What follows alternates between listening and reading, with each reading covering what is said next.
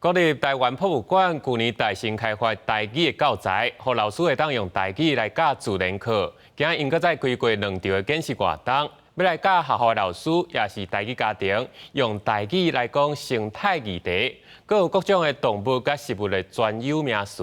带囡仔来做伙了解台湾的生态环境。章鱼对啦，章鱼背其他。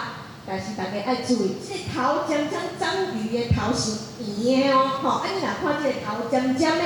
吼，拢总有10支脚的，这是透抽。文扬道卡解说透抽甲塔克外形差伫咧道，嘛结合海洋的议题来上课。这个道卡是以海洋做主题的台语教材，是去年国立台湾博物馆找学校的老师做伙开发的台语教案。自治台博物馆和台湾台语路协会合作办理教师演习营，开放予有兴趣的学校老师甲一般民众报名参加。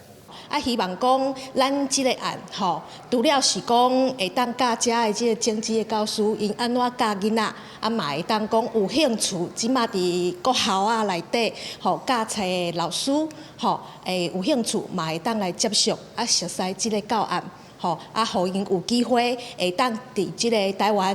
全地即个国校内底，拢做伙来推广。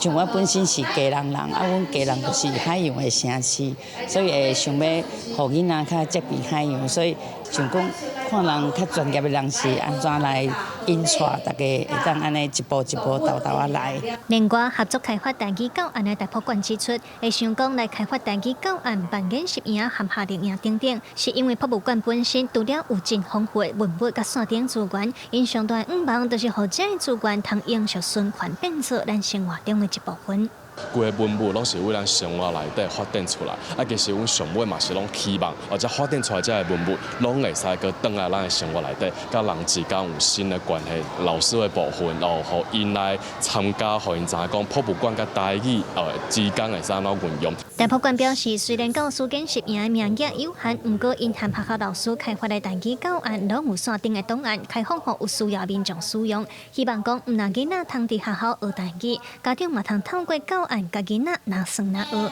记者卢尚珠、柯炳杰台北报道。